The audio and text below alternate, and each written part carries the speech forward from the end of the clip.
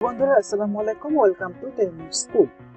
নবম দশম শ্রেণী বাংলা প্রথম পত্র বইয়ের অত্যন্ত গুরুত্বপূর্ণ একটি গল্প হচ্ছে গিয়ে অভাগীর স্বর্গ। আজকে আমরা সেই গল্পটি পড়ব। এই গল্পটি লিখেছেন শরৎচন্দ্র চট্টোপাধ্যায়। আজকে পুরোটা সময় জুড়ে আমি তোমাদের সাথে রয়েছে। আজকের ক্লাসে মূলত আমরা এই গল্পের লেখক পরিচিতি সম্পর্কে জানবো।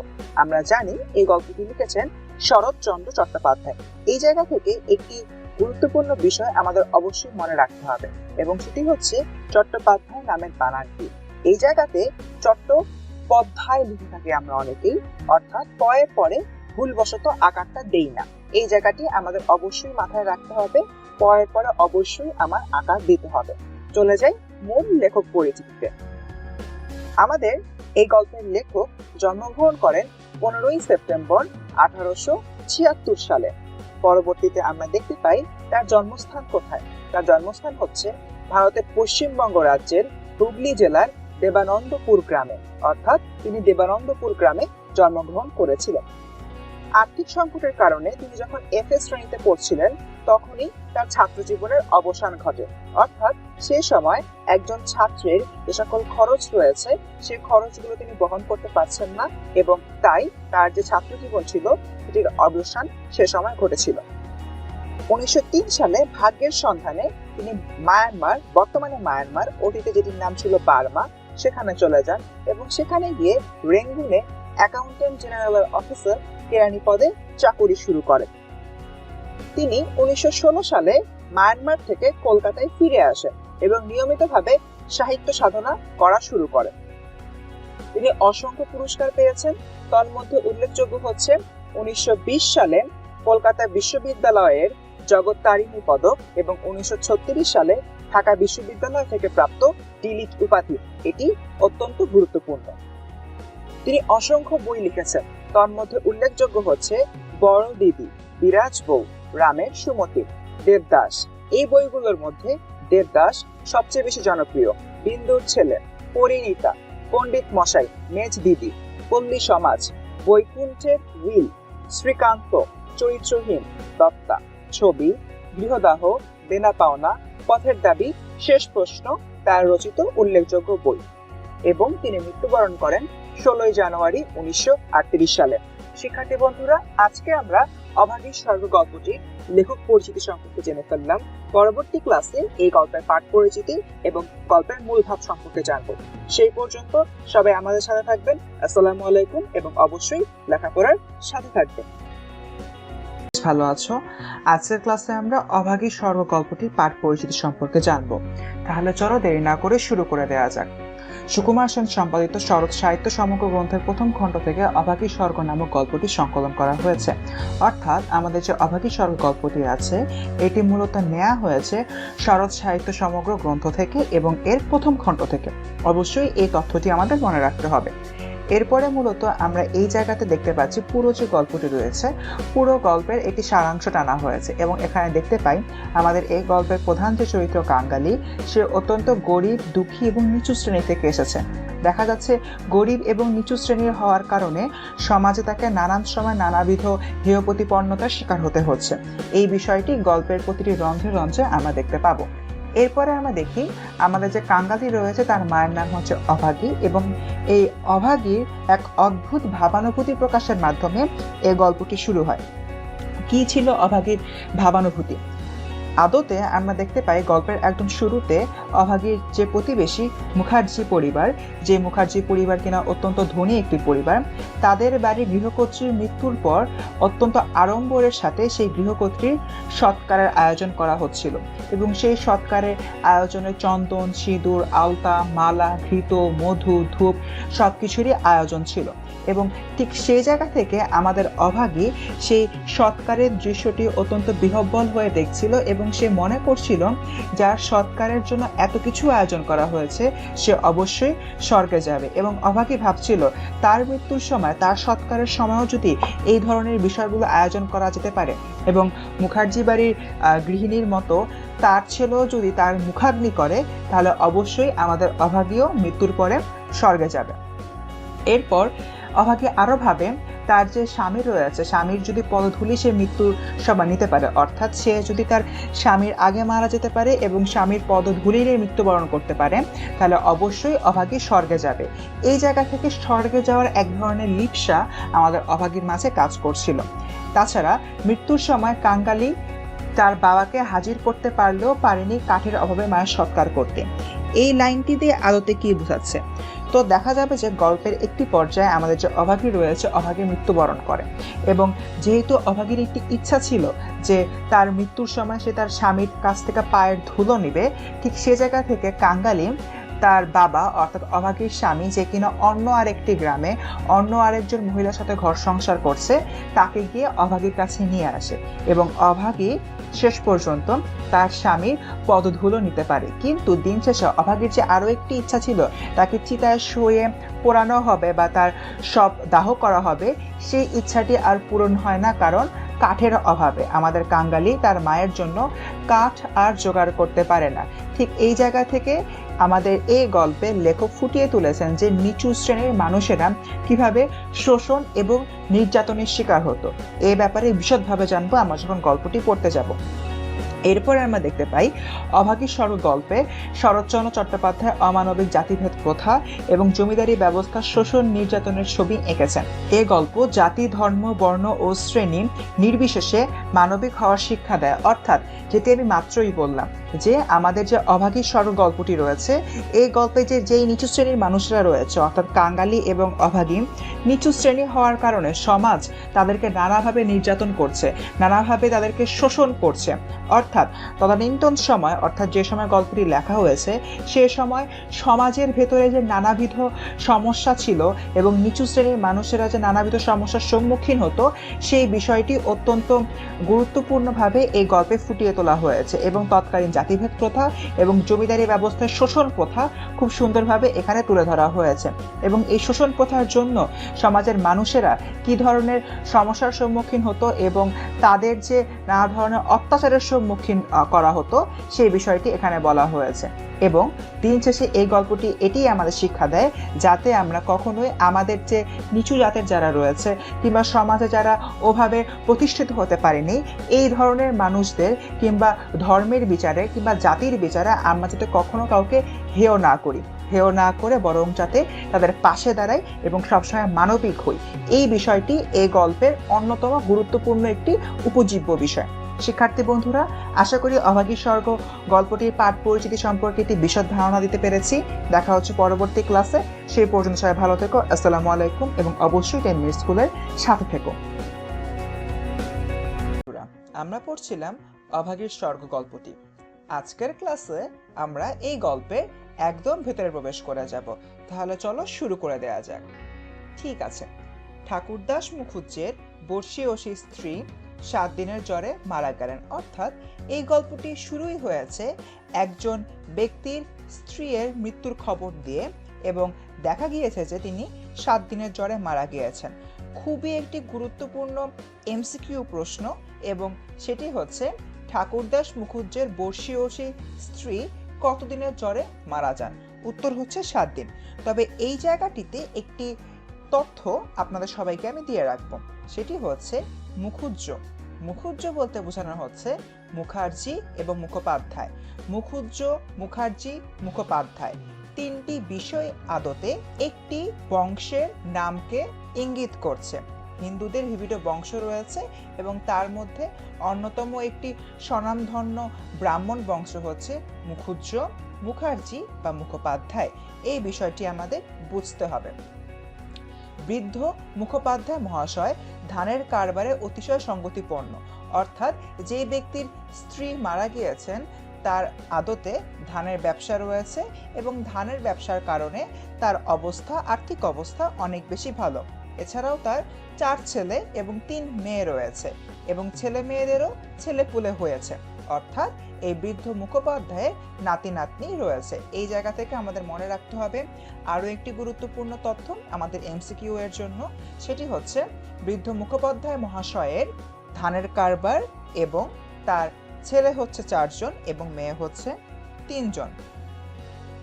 যখন এই মুখুজ্জ এর স্ত্রী মারা যান তখন দেখা যাচ্ছে যে সমস্ত গ্রামের লোক তার শবযাত্রা বা অন্ত্যেষ্টিক্রিয়া যেটি রয়েছে সেখানে অংশগ্রহণ করতে প্রচুর ভিড় করে এবং দেখা যাচ্ছে যে খুবই আড়ম্বরতার সাথে তার অন্ত্যেষ্টিক্রিয়া সম্পন্ন হয়।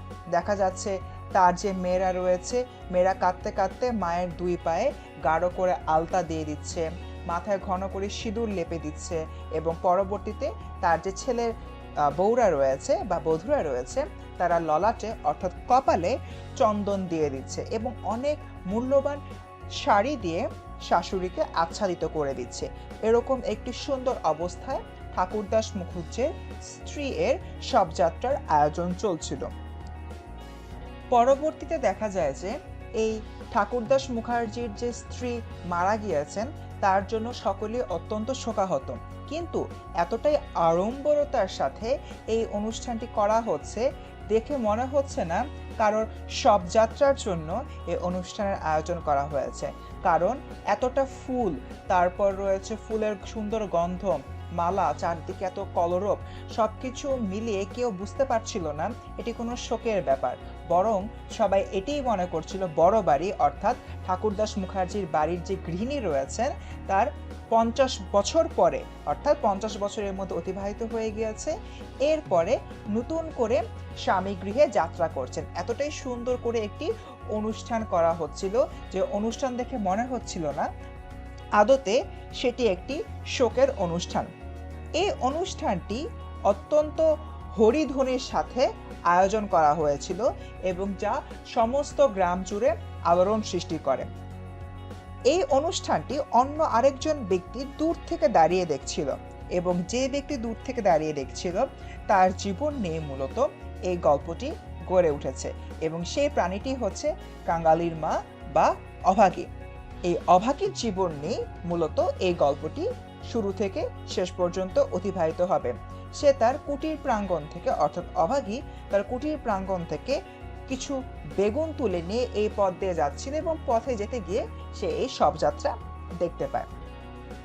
পরবর্তীতে দেখতে পাই কাঙালির মা অর্থাৎ অভাগী যে বেগুন তুলেছিল তার উদ্দেশ্য ছিল বেগুনগুলো হাটে নিয়ে বিক্রি করবে, কিন্তু পরে আর সে হাটে যেতে পারে না, বরং সে দাঁড়িয়ে দাঁড়িয়ে এই শবযাত্রার অনুষ্ঠান দেখতে থাকে এবং গ্রামের একান্তে গরুর নদীর তীরে শ্মশান ঘাট, সেই শ্মশান ঘাটে মুখার্জি বাড়ির যে বউ রয়েছে বা গৃহিণী রয়েছেন তার শেষকৃত্য অনুষ্ঠানটি সম্পন্ন হয়, অর্থাৎ তার দেহকে পোড়ানো হয়। এই জায়গা থেকে খুব গুরুত্বপূর্ণ একটি প্রশ্ন, কোন জায়গাতে মুখার্জি বাড়ির বউয়ের শেষকৃত্যের অনুষ্ঠান সম্পন্ন হয় বা তার দেহ পোড়ানো হয়? উত্তর, গ্রামের একান্তে অর্থাৎ গ্রামের অত্যন্ত নিকটে গরুর নদীর তীরে এই কাজটি করা হয়েছিল এবং এই যে তার দেহ পোড়ানোর যে অংশটি এতটাই বেশি আকর্ষণীয় লেগেছিল অভাগীর কাছে, সে দাঁড়িয়ে দাঁড়িয়ে এই সম্পূর্ণ দৃশ্যটি অবলোকন করছিল, তাই সে তার বেগুনগুলো নিয়ে আর হাটে যেতে পারে না। কাঙালির মা অর্থাৎ আমাদের অভাগী হচ্ছে ছোট জাত বা দুলের জাত। হিন্দু সমাজে দুলের জাতের মানুষেরা পালকি বহন করে এবং তাদেরকে খুবই হেয় করে দেখা হয় সমাজে। ঠিক সেই কারণে আমাদের অভাগী কাছে গিয়ে শবযাত্রার অনুষ্ঠানটি দেখতে পারছিল না, তাই সে দূরে থেকে এই দৃশ্যগুলো অবলোকন করছিল এবং দেখা যাচ্ছে যে প্রশস্ত এবং পর্যাপ্ত চিতার পরে আমাদের যে মুখুজ্জ বাড়ির গৃহিণীর দেহ রয়েছে বা শব রয়েছে সে শবকে স্থাপন করা হয় এবং পরবর্তীতে তাকে দাহ করা হয়। তার যে ছেলেরা রয়েছে ছেলেরা তার মুখে মুখাগ্নি করে এবং এই দেখে আমাদের যে কাঙালির মা অর্থাৎ অভাগী রয়েছে সে খুব বেদনাবিধুর হয়ে পড়ে। ঠিক এরকমই একটি অবস্থার মধ্য দিয়ে আমাদের মুখুজ্জ বাড়ির যে গৃহিণী রয়েছেন তার শবকে পোড়ানো হয় অর্থাৎ মৃতদেহকে পোড়ানো হয় এবং যখন তার মৃতদেহকে পোড়ানো হয় তখন আমাদের অভাগীর চোখ দিয়ে টপ টপ করে পানি পড়তে থাকে, কারণ অভাগী দেখতে পায় মুখার্জি বাড়ির বউয়ের শব দাহ করে তার নিজের আপন ছেলে। ঠিক সেই জায়গা থেকে অভাগী তখন আবেগী হয়ে পড়ে এবং সে ভাবতে থাকে তার মৃত্যুর সময় তার ছেলে কাঙালি কি তার মুখে মুখাগ্নি করতে পারবে। এই বিষয়টি ভেবে অভাগী খুব বেশি আবেগী হয়ে ওঠে এবং এরই মধ্য দিয়ে আমরা আজকে গল্পের একদম প্রাথমিক যে ধাপটি রয়েছে সে ধাপটি আমরা সম্পন্ন করে ফেললাম। পরবর্তী ক্লাসে আমরা এই গল্পের আরো ভেতরে প্রবেশ করব। সেই পর্যন্ত সবাই আমাদের সাথে থাকবে এবং অবশ্যই লেখাপড়ার সাথে থাকবেন। আসসালামু আলাইকুম। আসসালামু আলাইকুম শিক্ষার্থী বন্ধুরা, আমরা পড়ছিলাম অভাগীর স্বর্গ গল্পটি। গত ক্লাসে আমরা দেখতে পেয়েছি যে অভাগীর প্রতিবেশী মুখার্জি বাড়ি, সেই মুখার্জি বাড়ির যে গৃহিণী রয়েছেন, গৃহিণী মারা গিয়েছেন এবং পরবর্তীতে দেখা যায় অত্যন্ত আড়ম্বরের সাথে এই মুখার্জি বাড়ির গৃহিণীর শবযাত্রার ক্ষেত্রে সবকিছু আয়োজন করা হয়েছে এবং এটি দেখে আমাদের অভাগী কিছুটা আবেগপ্রবণ হয়ে পড়ে, কারণ তার মতে যার শবযাত্রা এতটাই সুন্দর হচ্ছে সে অবশ্যই স্বর্গে যাবে। তাই অভাগী তার বাগান থেকে যে বেগুন তুলেছিল সেগুলো নিয়ে যে সে হাটে বিক্রি করবে এ সব কিছু ভুলে গিয়ে দাঁড়িয়ে দাঁড়িয়ে শবযাত্রার অনুষ্ঠান দেখছিল। ঠিক এমনই একটি পর্যায় থেকে আজকের ক্লাসে আমরা দেখতে পাই সে বারবার মনে মনে বলছিল যে আমাদের যে মুখার্জি বাড়ির গৃহিণী রয়েছে সে অত্যন্ত ভাগ্যবতী এবং ভাগ্যবতী হওয়ার কারণেই সে অবশ্যই স্বর্গে যাচ্ছে এবং সে যেহেতু স্বর্গে যাচ্ছে তাই অভাগী তার নিকট আশীর্বাদ চাচ্ছে যাতে করে পরবর্তীতে অভাগীও স্বর্গে যেতে পারে এবং ছেলের হাতে আগুন পায়। আমাদের মুখার্জি বাড়ির গৃহিণী যেরকম তার নিজের ছেলের হাতে মুখাগ্নি পেয়েছিলেন, ঠিক তেমনি অভাগীও তার নিজের ছেলে তথা কাঙ্গালির হাত থেকে মুখাগ্নি পেতে চাচ্ছে তার মৃত্যুর সময়। পরবর্তীতে আমরা দেখি যে অভাগী মনে মনে ভাবছে স্বামী, পুত্র, কন্যা, নাতি নাতনি, দাস দাসী, পরিজন সমস্ত সংসার উজ্জ্বল রেখে আমাদের মুখার্জি বাড়ির গৃহিণী যেহেতু স্বর্গে চলে যাচ্ছে অর্থাৎ তার মৃত্যু হয়েছে, অবশ্যই সে স্বর্গে যাবে এবং এটি আসলে স্বর্গারোহণের একটি অনুষ্ঠান মাত্র। পরবর্তীতে যখন মুখার্জি বাড়ির গৃহিণীর শবদাহ করা হচ্ছে তখন সদ্য প্রজ্বলিত চিতার অজস্র ধোঁয়া নীল রঙের ছায়া ফেলিয়া ঘুরিয়া ঘুরিয়া আকাশে উঠিতেছিল। এটা আসলে আমাদের অভাগীর কল্পনার জগতের কল্পনা মাত্র। সে মনে করছিল যে এত সুন্দর যা শবযাত্রার অনুষ্ঠান, তার মৃত্যুর পরে যে চিতা থেকে আগুন উঠছে সে আগুনটি অত্যন্ত সুন্দর হবে এবং এই আগুনের কুণ্ডুলি বেয়ে আদতে আমাদের যে মুখার্জি বাড়ির গৃহিণী রয়েছেন তিনি স্বর্গে চলে যাবেন। এরকম একটি অবস্থা আমাদের অভাগী তার মানসপটে অঙ্কন করছিল। পরবর্তীতে আমরা দেখতে পাই যে এই মুখার্জি বাড়ির বউ যিনি মারা গেলেন তার মৃত্যুর সময় যে তার সিঁথিতে সিঁদুর ছিল, পদতল অর্থাৎ পা দুটি আলতায় রাঙানো ছিল, এই বিষয়গুলো আমাদের অভাগীর মনে দারুণভাবে আঁচড় কাটে এবং তিনি ভাবতে থাকেন যে এভাবেই যার মৃত্যু হয় সে অবশ্যই স্বর্গে যাবে। এমন সময় একটি বছর 14-15 ছেলে হুট করে আমাদের অভাগীর আঁচল টান দেয় এবং আঁচল টান দিয়ে বলে সে কি এখানে দাঁড়িয়ে থাকবে, ভাত কি রান্না করবে না? অর্থাৎ উনি হচ্ছেন কাঙ্গালি, যার বয়স 14 কিংবা 15। কাঙ্গালির আসল বয়স কত সেটি আমরা পরবর্তীতে জানতে পারবো। এই মাধ্যমে আমাদের গল্পে কাঙ্গালির অনুপ্রবেশ ঘটে। ঠিক এই জায়গা থেকে আমাদের অভাগী চমকে ওঠে এবং পরবর্তীতে দেখা যায় যে সে কাঙ্গালিকে ধোঁয়ার দিকে ইঙ্গিত করে বলছে, ওই যে সুন্দর ধোঁয়া দেখতে পাচ্ছ, ধোঁয়ার কুণ্ডুলি দেখতে পাচ্ছ, সেই ধোঁয়ার কুণ্ডুলি বেয়ে মুখার্জি বাড়ির বউ যিনি মাত্র মারা গিয়েছেন ধীরে ধীরে স্বর্গে যাচ্ছে। সেটি হচ্ছে স্বর্গে যাওয়ার রথ বা স্বর্গে যাওয়ার নৌকা।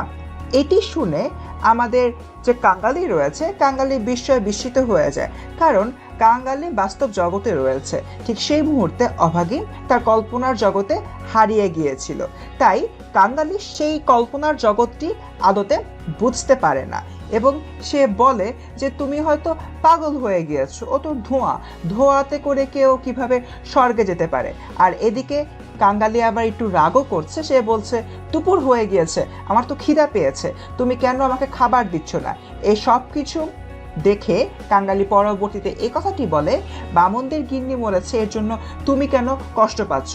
আদতে অভাগী যে আসলে নিজের জন্য ঠিক এই ধরনের সুন্দর একটি মৃত্যু কামনা করছে, ঠিক সেই জন্যই আমাদের অভাগী আবেগপ্রবণ হয়ে পড়ে।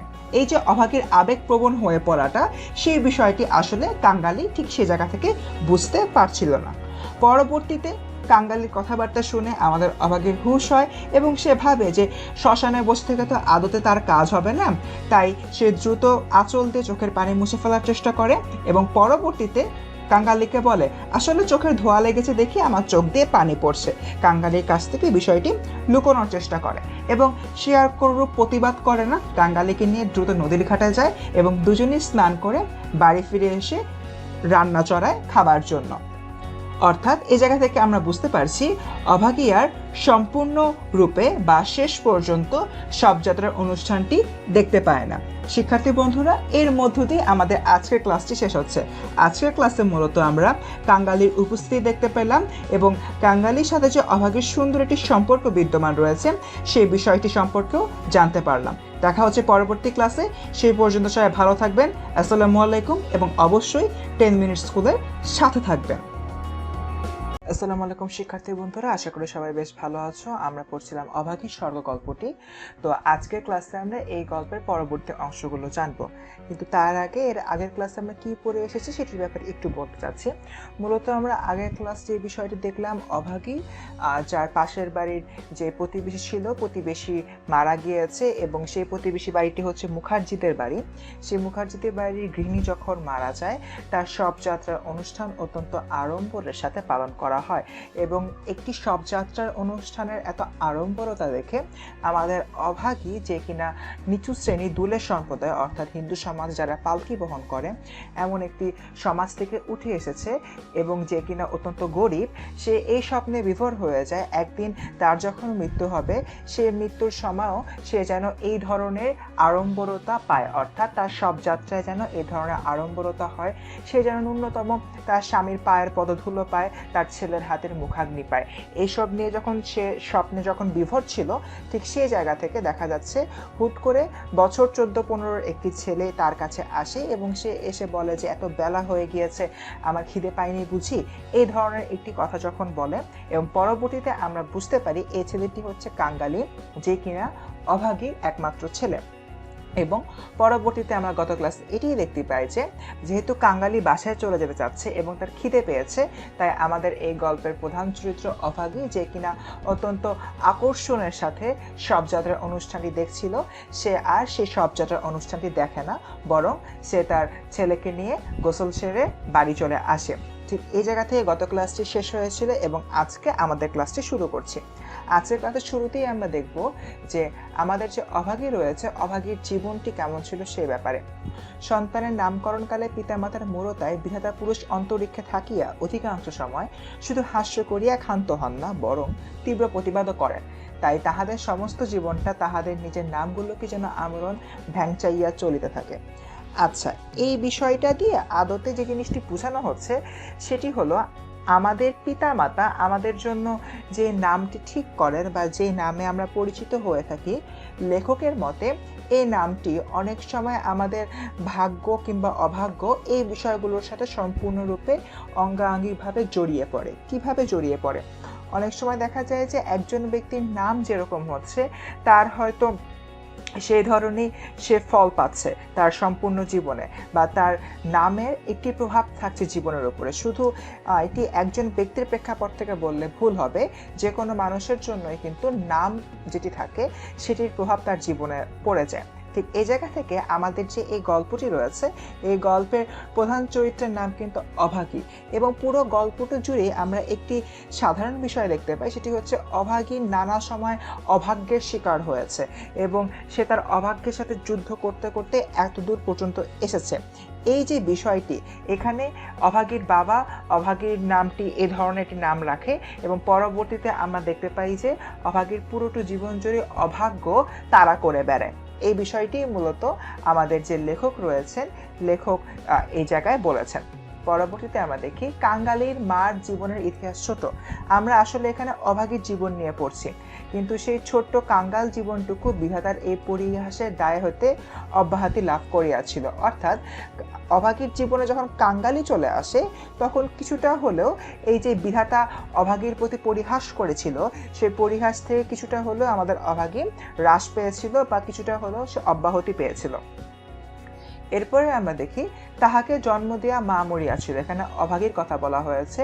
অভাগীকে জন্ম দিতে গিয়ে অভাগীর মা মারা যায় এবং অভাগীর বাবা রাগ করে তার নাম দেয় অভাগী। অর্থাৎ শুরুতেই যখন অভাগীর মা মারা যায় অভাগীর জন্মের সময়, তখন তার বাবা রাগ করে তার নাম দেয় অভাগী। ঠিক এখান থেকে কিন্তু অভাগীর জীবনে অভাগ্যের সূচনাটি শুরু হয়ে যায়। এরপরে মা নাই বাপ নাই, বাপ নদীতে মাছ ধরিয়া বেড়ায়, তাহার না আছে দিন না আছে রাত। এখানে বাপ নাই বলতে বোঝানো হচ্ছে বাপ সারাক্ষণ নদীতে মাছ ধরে বেড়ায়, তার মানে অভাগীর বাবা একজন জেলে ছিল। ঠিক এই জায়গা থেকে আমাদের বুঝতে হবে অভাগী ছোটবেলা থেকে নিঃসঙ্গ একটি সময় কাটিয়ে এসেছে। তবু যে কি করিয়া ক্ষুদ্র অভাগী একদিন কাঙ্গালির মা হইতে বাঁচিয়া রহিল, সে এক বিস্ময়ের বস্তু। এইমাত্র যে কথাটি বললাম, অভাগী খুব ছোটবেলা থেকে নিঃসঙ্গতার সাথে বেড়ে উঠেছে। ঠিক এমন একটি অবস্থায় মূলত একজন মানুষের বেঁচে থাকায় অনেক বেশি কষ্টসাধ্য হয়ে যায়, কিন্তু তার বিপরীতে আমাদের যে অভাগী রয়েছে, অভাগী কিন্তু এখন কাঙ্গালির মাতে পরিণত হয়েছে, অর্থাৎ কাঙ্গালি নামক একটি সন্তান তার রয়েছে। এই যে তার এই ধরনের জীবন যুদ্ধের পাশাপাশি যে সে একজন সন্তানের মা হিসাবে বর্তমানে গড়ে উঠেছে, এই বিষয়টি অনেক বড় বিস্ময়ের। কারণ আদতে এতটা নিঃসঙ্গ বা এতটা অভাব অনটন অভাগ্যের সাথে যে যুদ্ধ করে, দিন শেষে তার বেঁচে থাকাটাই অনেক বড় একটি প্রাপ্য। তার বিপরীতে অভাগী বেঁচেও ছিল এবং তার যে একমাত্র সন্তান কাঙ্গালি, সে কাঙ্গালিকে গর্ভধারণ করেছিল। এই জায়গা থেকে বলা হচ্ছে কাঙ্গালির মা হইতে বেঁচে থাকার জন্য অভাগীর জীবনটি একটি বিস্ময়ে পরিণত হয়েছে। এরপরে যাহার সহিত বিবাহ হইল তাহার নাম রসিক বাঘ, অর্থাৎ অভাগীর স্বামীর নাম হচ্ছে রসিক বাঘ। বাঘের আবার অন্য বাঘিনী ছিল, তার মানে আমাদের যে অভাগীর স্বামী রসিক বাঘ রয়েছে, রসিক বাঘের অন্য এক বাঘিনী ছিল। ইহাকে লইয়া সে গ্রামান্তরে উঠিয়া গেল, অর্থাৎ রসিক বাঘ তার যে অন্য একজনের সাথে সম্পর্ক ছিল তাকে নিয়ে অন্য গ্রামে চলে যায় এবং সেই গ্রামে গিয়ে ঘর সংসার করতে থাকে। আদতে আমাদের অভাগীর অভাগ্য কিন্তু তার পিছু ছাড়ে না, এবং তাই যে গ্রামটিতে অভাগী বর্তমানে আছে ওই গ্রামে অভাগী তার অভাগ্য এবং শিশুপুত্র কাঙ্গালিকে নিয়ে বসবাস করতে লাগলো। মূলত এই জায়গাটিতে লেখক এটাই বোঝাতে চেয়েছেন যে কাঙ্গালি যদিও বা অভাগীর জীবনে এসেছিল, কিন্তু অভাগীর অভাগ্য আদতে তার পিছু ছাড়ে না।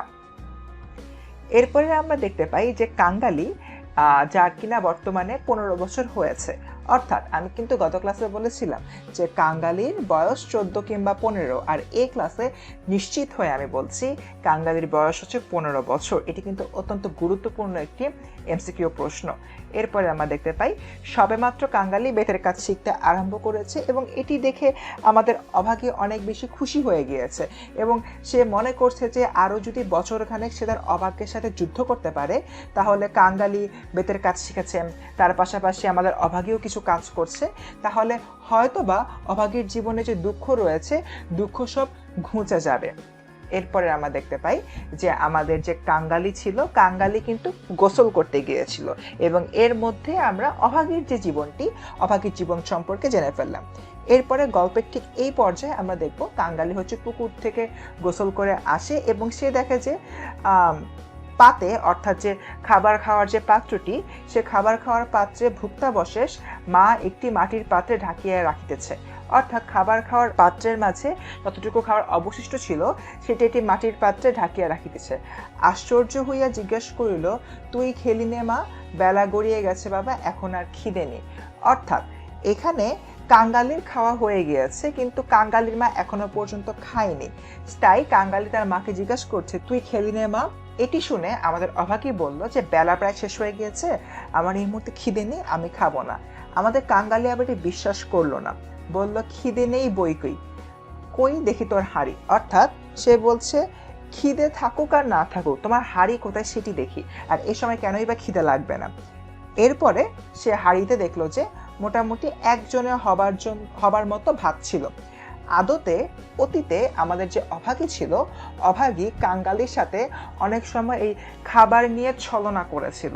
হয়তো খাবার বলেছে যে আছে, কিন্তু আদতে দেখা যাচ্ছে ওই মুহূর্তে অভাগীদের বাড়িতে খাবার নেই, অভাগী নিজে ক্ষুধার্ত থাকতো তার ছেলেকে খাবার দিয়ে। তো এরকম একটি জায়গা থেকে অভাগীদের অবস্থা কীরকম ছিল, আর্থিক অবস্থা কতটা রুগ্ন ছিল, সেই বিষয়ে আমরা একটি বিস্তর ধারণা পাই।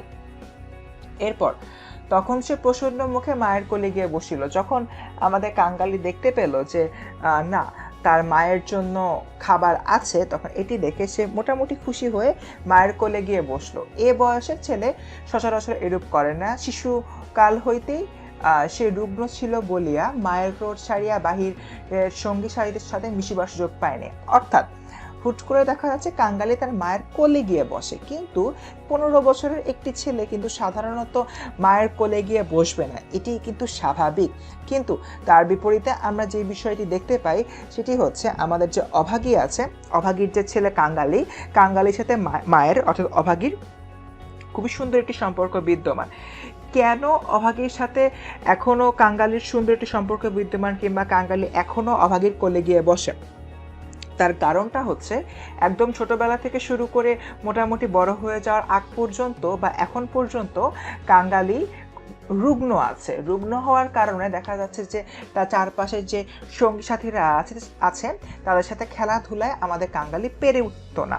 যেহেতু সে খেলাধুলায় পেরে উঠতো না, ঠিক সে জায়গা থেকে সে সবসময় অভাগীর কোলে গিয়ে বসে থাকতো এবং অভাগীর কোলে বসে সে মোটামুটি তার যাবতীয় যে খেলাধুলা সব কিছুই সে সম্পন্ন করত। তাই এখনও সে অভাগীর কোলে গিয়ে বসে থাকে। তো আজকেও যখন সে অভাগীর কোলে গিয়ে বসলো, সে হঠাৎ উপলব্ধি করলো তার মায়ের দেহ গরম হয়ে আছে। এজন্য কাঙ্গালি চকিত হইয়া কহিল, মা, তোর গা যে গরম। অর্থাৎ চকিত মানে এখানে অবাক হয়ে বা হুট করে চমকে উঠে সে হলোকে বলছে, চমকে উঠে সে তার মাকে বলছে, তোর গাটা গরম কেন? তারপরে সে বলছে, তুই অমন রোদে দাঁড়িয়ে মরা পোড়ানো দেখতে গেলি, কেন আবার নিয়ে এলি?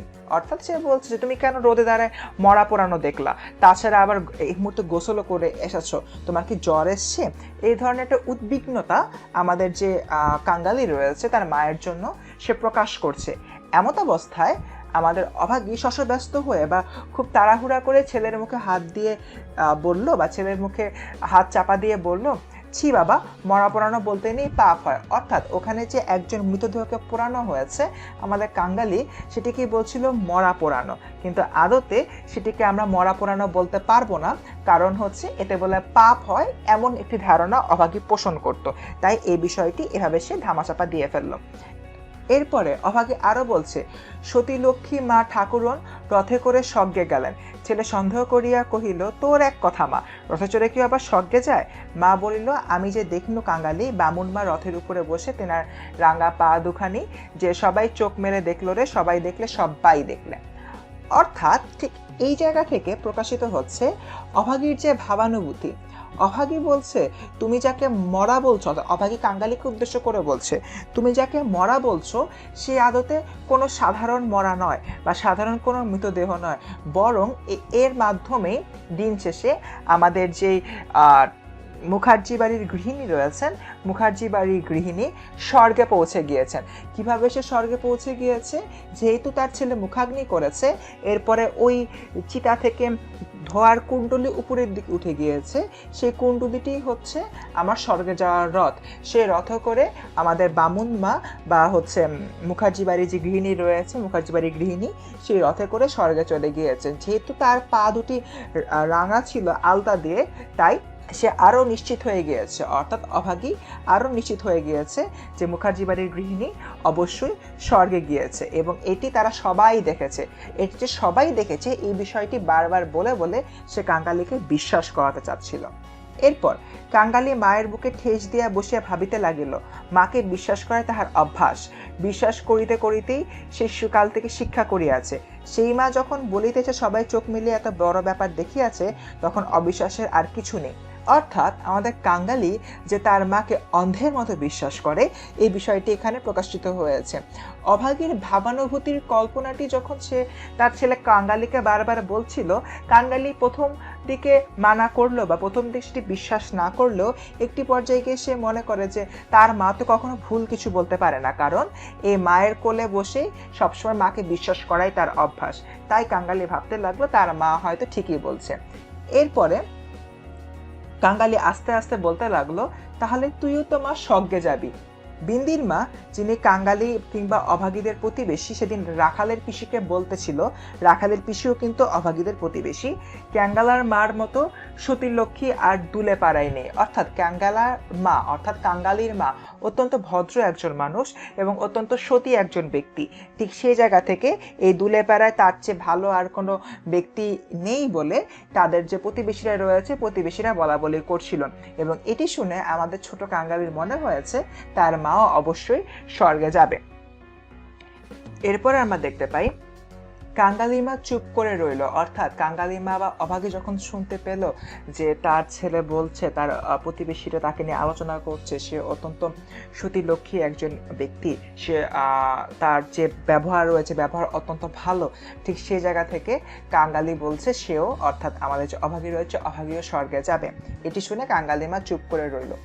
এরপরে কাঙ্গালি ধীরে ধীরে বলতে লাগলো, বাবা যখন তোরে ছেড়ে দিল তখন কত লোকে তো তোকে নিকে করতে সাহায্য করলো, কিন্তু তুই বললি না, বললি ক্যাঙ্গালি বাঁচলে আমার দুঃখ ঘুচবে, আবার নিকে করতে যাব কিসের জন্য? হ্যাঁ মা, তুই নিকে করলে আমি কোথায় থাকতো? আমরা জানি রসিক বাঘ, যিনি কিনা অভাগীর স্বামী, সে হচ্ছে অভাগীকে ছেড়ে দিয়ে চলে গিয়েছে। এমন একটি অবস্থায় থেকে অভাগীর জন্য বেশ কয়েকটি বিয়ের প্রস্তাব আসে, কিন্তু অভাগী তার ছেলের দিকে তাকিয়ে কাউকেই বিয়ে করে না। এবং অভাগীর ছেলের কাঙ্গালির বয়স যখন 15 বছর, সে তখন তার মায়ের সাথে এই বিষয়টি নিয়ে বলছিল যে অত ছোট অবস্থায় কাঙ্গালি যখন অনেক ছোট ছিল, ঠিক সেই সময় যদি অভাগী তাকে ছেড়ে চলে যেত, অর্থাৎ কাঙ্গালিকে ছেড়ে চলে যেত, তাহলে হয়তো এতদিনে কাঙ্গালি না খেয়ে মারা যেত। এই বিষয়টি এখানে বলা হয়েছে। এরপরে মা ছেলেকে দুই হাতে বুকে চাপিয়া ধরিল। বস্তুত সেদিন তাহাকে এ পরামর্শ কম লোকে দেয়নি, এবং যখন সে কিছুতেই রাজি হইল না, তখন উৎপাত উপদ্রব তাহার প্রতি সামান্য হয় নাই। সে কথা স্মরণ করিয়া অভাগীর চোখ দিয়ে জল পড়িতে লাগিল। ছেলে হাত দিয়ে মুছাইয়া দিয়া বলিল, কেতটা পেতিব মা শুবি? অর্থাৎ যখন কাঙ্গালি বলছিল যে তার বাবা চলে যাওয়ার পরে তার মায়ের জন্য অনেকগুলো বিয়ের প্রস্তাব আসে এবং সেগুলো সব কিছুই অভাগী মানা করে দেয়, ঠিক তখন অভাগী চিন্তা করতে করতে অতীতে চলে যায় এবং সে অতীতে গিয়ে দেখে তার জন্য আসলে অনেকগুলো বিয়ের প্রস্তাব এসেছিল, কিন্তু সে যখন সবাইকে মানা করে দিচ্ছিল বা রাজি হচ্ছিল না, তখন কিন্তু তার প্রতি অন্য ধরনের উৎপাত হচ্ছিল বা নানা ধরনের উপদ্রব হচ্ছিল, অনেক লোক এসে তাকে বিরক্ত করত। ঠিক সেই জায়গা থেকে অভাগীর জন্য ওই সময়টি অনেক বেশি কঠিন হয়ে গিয়েছিল। সে কঠিন সময়টির কথা ভেবে অভাগীর চোখ দিয়ে টপ টপ করে পানি পড়তে থাকে এবং সেটি দেখে আমাদের ছোট কাঙ্গালি তার মায়ের চোখ দুটি মুছে দেয় এবং সে বলে যে কাঁথা পেতে দিবে কিনা এবং তার মা শুয়ে একটু বিশ্রাম নেবে কিনা। এরপরে মা চুপ করিয়া রইল, অর্থাৎ অভাগী কোনো কথা বলছিল না, কারণ অভাগী তার যে জীবনের কষ্টগুলো রয়েছে কষ্টগুলো চিন্তা করে সম্পূর্ণ বাকরুদ্ধ হয়ে গিয়েছিল। কিন্তু আমাদের কাঙ্গালি বুঝতে পারলো তার মায়ের বিশ্রাম দরকার, তাই সে মাদুর পাতলো, কাঁথা পাতলো এবং মাচার উপর থেকে ছোট বালিশ পাড়িয়া নিয়ে আসলো বা ছোট বালিশটি নিয়ে আসলো এবং পরবর্তীতে বিছানা টেনে নিয়ে বলল যে মা তুমি শুয়ে এখন বিশ্রাম নাও। হঠাৎ করে অভাগী তার ছেলে কাঙ্গালিকে বলল, তোমার আজ আর কাজে গিয়ে কাজ নেই, অর্থাৎ অভাগী তার ছেলেকে কাজ করতে যেতে মানা করলো। কাজ কামাই করার প্রস্তাব কাঙ্গালি খুব ভালো লাগলো, খুবই স্বাভাবিক, ছোট একজন মানুষ, তার কাজ করার বিষয়টি ভালো না লাগাই স্বাভাবিক। সেও চাচ্ছিল না যে কাজ করতে যায়, কিন্তু তার পাশাপাশি সে আবার এও বলল যে জল পানির পয়সা তো তাহলে আজকে আমার হবে না। এটি শুনে আমাদের যে অভাগী রয়েছে সে বলল, না দিগ্গে আয়তকে রূপকথার গল্প বলে, অর্থাৎ অভাগী চাচ্ছিলই না তার ছেলে আছে কাজে যাক, তাই সে বলল তোমার যদি আছে কাজে না যাওয়ার জন্য দুটো জল পানির পয়সা না হয় আহামরি কোনো সমস্যা হবে না। ঠিক সেই জায়গা থেকে অভাগী বলল যে তার ছেলের কাছে কাজে না যায় এবং সে বলল যে সে আজকে তার ছেলেকে রূপকথার গল্প শোনাবে। ঠিক এই জায়গা থেকে আমাদের কাঙ্গালি খুব বেশি প্রলুব্ধ হয়ে গেল এবং সে তৎক্ষণাৎ তার মায়ের বুক ঘেঁষিয়া শুইয়া পড়ল, অর্থাৎ কাঙ্গালি তার মায়ের কাছে চলে গেল এবং রাজপুত্র এবং কোটাল পুত্র নিয়ে অভাগী তার ছেলেকে গল্প বলতে লাগলো। কিন্তু আসলে অভাগীর শরীর ধীরে ধীরে খারাপ হচ্ছিল, তাই অভাগীর শরীর ধীরে ধীরে খারাপ হওয়ার কারণে সে কল্পনার জগতে চলে গিয়েছিল এবং সম্পূর্ণ একটি ঘোরের মধ্যে পড়ে গিয়েছিল। সেই ঘোর থেকে সে একের পর এক রাজপুত্র কোটাল পুত্র নিয়ে রূপকথা রচনা করছিল এবং রূপকথার গল্প শুনিয়ে তার ছেলেকে কল্পনার রাজ্যে ভাসিয়ে ফেলছিল। ঠিক সেই জায়গা থেকে কাঙ্গালি তার মায়ের বুক পরম আদরে পরম নির্ভর একটি অবস্থা থেকে জড়িয়ে ধরে সম্পূর্ণরূপে তার মায়ের সাথে মিশতে যায়। অর্থাৎ শিক্ষার্থী বন্ধুরা, আজকের ক্লাসে মূলত আমরা অভাগীর জীবনের যে কষ্টগুলো সেগুলো জানলাম। কাঙ্গালির সাথে অভাগীর যে খুব সুন্দর একটি সম্পর্ক বিদ্যমান সেই বিষয়টিও বুঝতে পারলাম, এবং অভাগীর যে একটি অদ্ভুত লিপ্সা রয়েছে স্বর্গে যাবার জন্য মৃত্যু, সেই বিষয়টির ব্যাপারে আজকে আমরা জানতে পারলাম। শিক্ষার্থী বন্ধুরা, দেখা হচ্ছে পরবর্তী ক্লাসে। সেই পর্যন্ত সবাই ভালো থেকো। আসসালামু আলাইকুম, এবং অবশ্যই টেলমি স্কুলের সাথে থেকো। আসসালামু আলাইকুম শিক্ষার্থী বন্ধুরা, আশা করি সবাই বেশ ভালো আছো। এবং আমরা পড়ছিলাম অভাগীর স্বর্গ গল্পটি।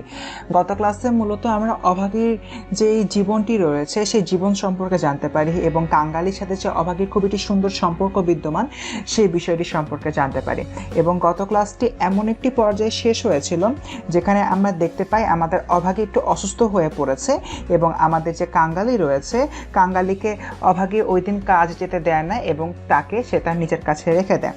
আজকে ক্লাসের শুরুতেই আমরা দেখি যে কাঙ্গালি এবং তার মা কিন্তু পরস্পর তাদের যে ঘরটি রয়েছে ঘরের ভিতরে শুয়েছিল।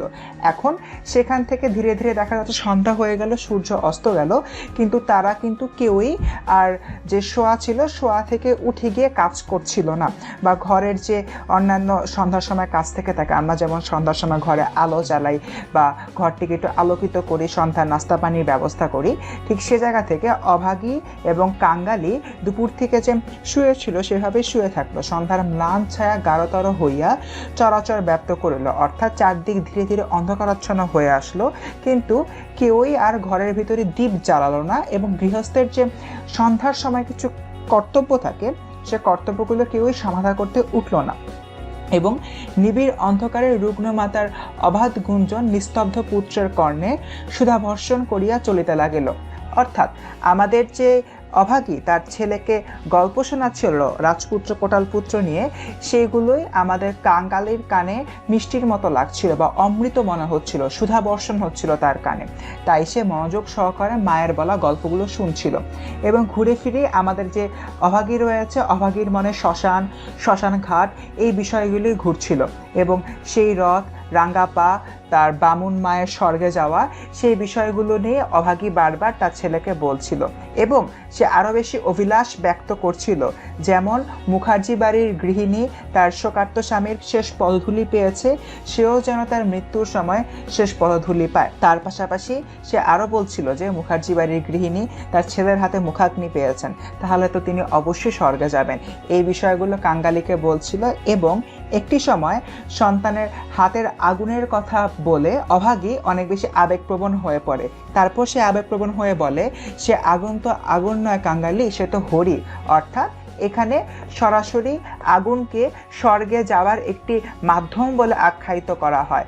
এবং তার আকাশ জোড়া ধোঁয়া তো ধোঁয়া নয় বাবা, সে তো স্বর্গের রথ। এবং ওই মুখাগ্নি থেকে যে সৃষ্ট আগুনের ধোঁয়া, সে আগুনের ধোঁয়াকে অভাগীর কাছে ধোঁয়া মনে হয় না, বরং মনে হয় সেটি হচ্ছে স্বর্গের রথ।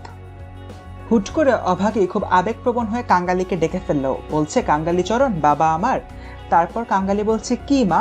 তারপর আমরা এখানে দেখতে পাই আমাদের অভাগী কাঙ্গালিকে উদ্দেশ্য করে বলছে, তোর হাতের আগুন যদি পাই, বামুন মার মতো আমিও স্বর্গে যেতে পারবো। কারণ কাঙ্গালির মায়ের মনে একটি বদ্ধমূল ধারণা জন্মে গিয়েছে, সে যদি ছেলের হাতে মুখাগ্নি পায় সেও অবশ্যই স্বর্গে চলে যাবে। কিন্তু কাঙ্গালি এটি শুনে মোটামুটি কষ্ট পায়, এবং সে অস্ফুট স্বরে বলে যে এগুলো আসলে বলতে নেই। কিন্তু তার মা অভাগী আসলে এগুলো কোনো কিছু শুনতে পেল না। সে তপ্ত নিঃশ্বাস ফেলে বলতে লাগলো, ছোট জাত বলে তখন আর কেউ তাকে ঘৃণা করতে পারবে না বা ঘৃণা করতে পারবে না, দুঃখী বলে কেউ তাকে ঠেকিয়ে রাখতে পারবে না। ইস, ছেলের হাতের আগুন, রথকে যে আসতেই হবে। মানে এই জায়গাটা দিয়ে আদতে অভাগী এটাই বোঝাতে চাচ্ছে, সমাজে যদিও সে নানা সময় হেয় প্রতিপন্নতার শিকার হয়েছে, কিন্তু সে যদি ছেলের হাতের আগুন পায় তাহলে সে অবশ্যই স্বর্গে যাবে। কারণ স্বর্গে ধনী গরিব কোনো ভেদাভেদ থাকে না। ঠিক সে একটি জায়গা থেকে বা এমন একটি ধারণা থেকে অভাগী আলোচ্য কথাটি তার ছেলের উদ্দেশ্যে বলেছিল। এরপর ছেলের মুখের উপর মুখ রাখিয়া ভগ্নকণ্ঠে কহিল, বলিস না মা, বলিস না, আমার বড় ভয় করে। আমাদের যে কাঙ্গালি রয়েছে, কাঙ্গালি আসলে ভয় পেয়ে যায় তার মায়ের মুখে এমনতর কথা শুনে, এবং সে বলল, এমন কথা বলতে নিয়ে আমার খুব ভয় লাগে। মা বলল, আর দেখ কাঙ্গালি, তোর বাবাকে একবার ধরে আনবি, অমনি যেন পায়ের ধুলো মাথায় দিয়ে আমাকে বিদায় দেয়, অমনি পায়ে আলতা, মাথায় সিঁদুর দিয়ে, কিন্তু কে বা দিবে? আসলে যদিও আমাদের কাঙ্গালি খুব ভয় পাচ্ছিল তার মায়ের মুখে সব কথা শুনে, কিন্তু অভাগী সেগুলো কোনো তোয়াক্কা করছিল না। সে বারবার তার স্বর্গের কথা, তার সব যাত্রার কথা এসবই বলছিল। এবং দিন শেষে অভাগী তার ছেলের উদ্দেশ্যে বলল মৃত্যুর সময় যাতে তার স্বামী রসিক বাঘ যেন অবশ্যই তার পাশে থাকে, কারণ রসিকের কাছ থেকে সে পায়ের ধুলো নিবে, যেমনটি মুখার্জি বাড়ির গৃহিণী মুখার্জি কর্তার কাছ থেকে পায়ের ধুলো নিয়েছিল। তারপর অভাগীও চায় মৃত্যুর সময় তার পা যাতে আলতা দিয়ে রাঙানো হয়, মাথায় যাতে সিঁদুর থাকে, কারণ তার বদ্ধমূল বিশ্বাস এগুলোর মাধ্যমে সে অবশ্যই স্বর্গে যাবে। এরপরে অভাগী তার ছেলেকে জিজ্ঞেস করছে, তুই কি আমাকে দিবি না এগুলো? তুই আমার ছেলে, তুই আমার মেয়ে, তুই আমার সব। বলিতে বলিতে সে ছেলেকে একবারে বুকে চাপিয়া ধরিল। ঠিক এই মুহূর্তে অভাগী আবেগের সর্বোচ্চ শিখরে ছিল, তাই সে বারবার তার ছেলেকে বলছিল তার মৃত্যুর সময় যাতে অবশ্যই তার ছেলে এগুলো ব্যবস্থা করে, কারণ তার ছেলেই তার কাছে সব। ঠিক এই জায়গা থেকে অভাগী আবেগপ্রবণ হয়ে তার ছেলেকে একদম বুকে চেপে ধরে। এরপরে আমরা দেখতে পাই অভাগীর জীবন নাট্যের শেষ অঙ্ক পরিসমাপ্ত হতে চলিল। বিস্তৃত বেশি নয়, সামান্যই, বোধ করি 30টা বৎসর। অর্থাৎ অভাগী 30 বছর বয়সে আদতে মারা যান। তার বয়স যখন 30 বছর হয়েছে ঠিক সে সময় তিনি মারা যান। এটি কিন্তু আমাদের এমসিকিউর জন্য অত্যন্ত গুরুত্বপূর্ণ একটি বিষয়। যখন অভাগীর শরীরের রোগগুলো সম্পর্কে সবাই ওয়াকিবহাল হতে লাগলো বা রোগের লক্ষণগুলো প্রকাশ পেতে লাগলো, তখন কিন্তু আমাদের যে কাঙ্গালি রয়েছে, কাঙ্গালি একজন কবিরাজকে আবিষ্কার করলো। কিন্তু সেই কবিরাজ আবার এই গ্রামের না, কবিরাজ ছিল অন্য গ্রামে। কাঙ্গালি সেখানে কাদাকাটে করলো এবং দিন শেষে 1 টাকা প্রণামী দিয়ে কবিরাজকে সে কিছু ঔষধপথ্য নিয়ে আসলো। কিন্তু আমাদের কবিরাজ কিন্তু কাঙ্গালির সাথে কাঙ্গালির মাকে দেখতে আসতো না, শুধুমাত্র কিছু বড়ি দিয়ে দিল এবং সেই বড়ি তৈরি করতে খল, মধু, আদার সত্ত্ব সহ নানাবিধ জিনিসপত্র ব্যবহার করা হলো। যখন অভাগীর কাছে ঔষধগুলো দেওয়া হলো, অভাগী কিন্তু ঔষধগুলো খেলো না, বরং সেটি উনানে বা উনুন বা চুলাতে ফেলে দিল। এবং অভাগী পরবর্তীতে বলল, বাগদিদুলের ঘরে কেউ কখনো ঔষধ খেয়ে বাঁচে না। অর্থাৎ এটি দ্বারা এটি প্রকাশিত হচ্ছে যে নিম্ন শ্রেণীর যারা মানুষ বা নিম্ন শ্রেণীতে যারা উঠে এসেছে এমন ধরনের মানুষেরা আসলে কখনো ঔষধ খায় না। তারা এমনিতেই সুস্থ হয়, আর অসুস্থ হলে তাদের আলাদা করে কোনো প্রকার ঔষধ লাগে না। যদি বেশি কোনো অসুস্থ হয় দিন শেষে তারা মারা যায়। এমন একটি ধারণা সেই সময় আমাদের সমাজে প্রচলিত ছিল।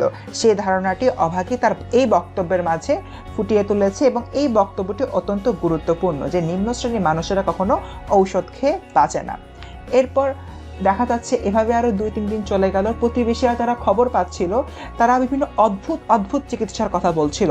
যেমন মুষ্টিযোগ যারা জানতো তারা হরিণের শিঙা ঘষা জল, গেটে কুড়ে পুড়াইয়া, মধুতে মারিয়া চাটাইয়া দেওয়া, এসব কথা বলছিল। মানে এই জায়গা থেকে কুসংস্কারাচ্ছন্ন তৎকালীন চিকিৎসা ব্যবস্থার একটি দিক আদতে কবি ফুটিয়ে তুলেছেন। কিন্তু দিন শেষে আমাদের যে অভাগী কিন্তু এ সকল অব্যর্থ ওষুধ দিয়েও কোনো কিছুতেই সুস্থতা লাভ করে না এবং কবিরাজের ঔষধও সে গ্রহণ করে না। এতে করে কাঙ্গালি কিছুটা রুষ্ট হয়। সে বলে যে ঔষধ না খেলে কিভাবে সে ঠিক হবে, কিন্তু আমাদের অভাগী কোনো কিছুতেই আর কানে তোলে না এবং সে দিন শেষে ওষুধ না খেয়ে তার ঘরে পড়ে থাকে। এরপর দেখতে পাচ্ছি যে আমাদের অভাগী যে বিষয়টি নিয়ে চিন্তা করছিল তার মৃত্যুর পরে কাঙ্গালি কিভাবে চলবে, তাই ঔষধ খাওয়ার চেয়ে অভাগী চাচ্ছিল তার ছেলে যাতে তার সামনে ভাত ফুটিয়ে কিছু খায় কিংবা ভাত রান্না করে, তরকারি রান্না করে, এগুলো সে আদৌ রান্না করতে পারে কিনা এই বিষয়টি অভাগী দেখতে যাচ্ছিল। তাই তার ছেলেকে সে বলল যে তুমি ভাত ফুটিয়ে আজকে আমার সামনে খাও।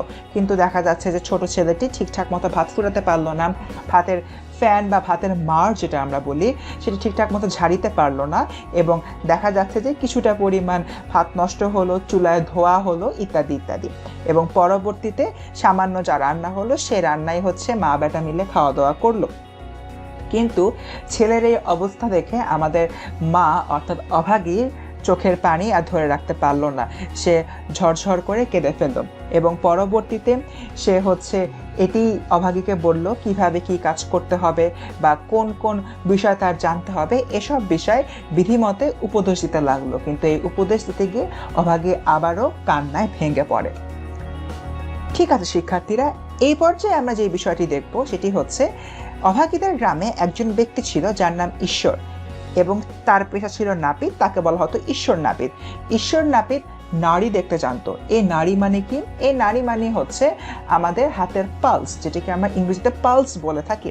সে পালস দেখতে সে জানতো, এবং পরদিন সে এসে পালস দেখলো বা অভাগীর নাড়ি দেখলো, এবং সে দেখতে পেল যে অভাগীর অবস্থা অত্যন্ত খারাপ, এবং এই অবস্থা যে অত্যন্ত খারাপ অভাগী নিজেও বুঝতে পারছিল। তাই সে তার ছেলেকে বলল, একবার তাকে ডেকে আনতে পারিস কিনা বাবা। এই তাকে হচ্ছে অভাগীর স্বামী রসিক বাঘ। এই প্রেক্ষাপট থেকে কাঙ্গালি তাকে জিজ্ঞাসা করে সে কেনই বা আসবে। অভাগীর যদিও নিজেরও অনেক সন্দেহ ছিল সে কেনই বা আসবে, কিন্তু দিন শেষে অভাগী তার ছেলেকে বলল, শুধু গিয়ে বলবি মা তার পায়ের ধুলো চায়, এবং যাতে আমাদের কাঙ্গালি তার বাবার কাছে কান্নাকাটি করে সেই বিষয়টিও কিন্তু অভাগী কাঙ্গালিকে বলতে ভোলে না। এরপরে কাঙ্গালি মা কাঙ্গালিকে আরও কিছু বলে দেন। অভাগী বলে যে ফেরবার সময় নাপতে বৌদির কাছে বা নাপিতের স্ত্রীর কাছ থেকে আলতা যাতে কাঙ্গালি চেয়ে আনে। অভাগীর নাম করলে আলতা দেবে, কারণ অভাগীর ইচ্ছে ছিল তার মৃত্যুর সময় তার পা দুটো যাতে অবশ্যই রাঙানো থাকে আলতা দিয়ে। এরপরে দেখা যাচ্ছে রসিক দুলে বা রসিক বাঘ, যিনি কিনা অভাগীর প্রাক্তন স্বামী, তিনি হচ্ছে পরদিন সময় মতো চলে আসে, এবং অভাগীর তখন আর ভালো মতো কোনো জ্ঞান নাই। ঠিক সে জায়গা থেকে অভাগী যখন বুঝতে পারলো যে রসিক দুলে এসেছে, তখন শত কষ্ট হলেও সে হচ্ছে তার হাত দুটো পায়ের দিকে বাড়িয়ে দিল, রসিকের পায়ের দিকে বাড়িয়ে দিল ধুলো নেবার জন্য, এবং এটি দেখে রসিক হতভম্ব হয়ে যায়।